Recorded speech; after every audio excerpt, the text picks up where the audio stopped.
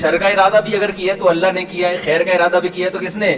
لیکن قرآن جنات کے ان الفاظ کو نقل کر کے، قرآن نا سمندر ہے، بہت سارے مضامین قرآن میں ہوتے ہیں، ایک ایک آیت میں بہت ساری چیزیں نکل رہی ہوتی ہیں. تو یہاں یہ جہاں یہ بات ثابت ہو رہی ہے، تبھی تو فقہاء نے بیان کیا نا کہ قرآن اور حدیث سے استدلال 4 طریقوں سے ہوتا ہے: عبارت النص، اشارت النص، اقتضاء النص اور دلالت النص.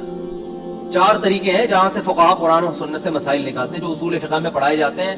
جو آج کل جو نئے محقق آ رہے ہیں نا مارکیٹ میں، انہوں نے ان میں سے کوئی اصول بھی نہیں پڑھا ہوتا. تو اس سے یہ بھی پتہ چل رہا ہے قرآن تمیز بھی سکھا رہا ہے ہمیں کہ جنات سے تمیز سیکھ لو، ہمیشہ شر کی نسبت اپنی طرف کرو. صحیح ہے نا؟ میری وجہ سے ایسا ہوا، یہ ساری خرابی کس کی وجہ سے ہوئی ہے؟ میری وجہ سے ہوئی ہے.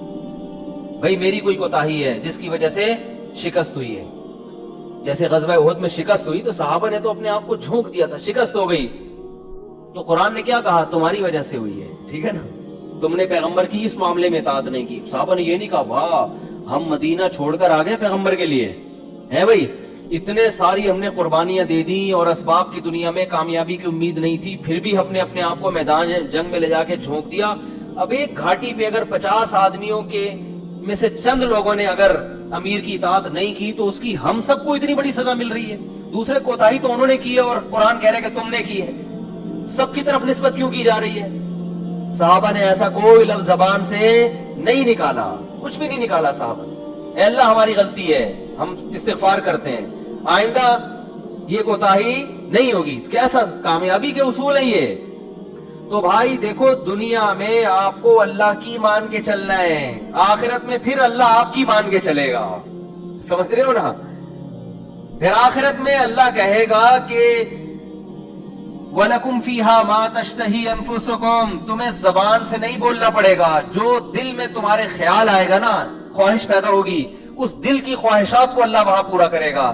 دنیا آزمائش کی جگہ ہے، پیڑے کھانے کی جگہ نہیں ہے. یہاں آزمائشیں ہیں، اور اگر کوئی آزمائش نہیں ہے تو یہ خود ایک آزمائش ہے.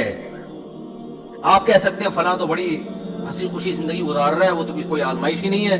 او بھائی یہ ہنسی خوشی زندگی خود ایک آزمائش ہے کہ یہ اللہ کا شکر ادا کر رہا ہے کہ نہیں کر رہا.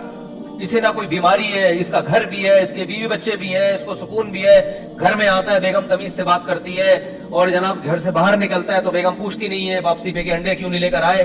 کوئی کسی قسم کی ٹینشن نہیں ہے. یہی ہو رہا ہے نا آج کل.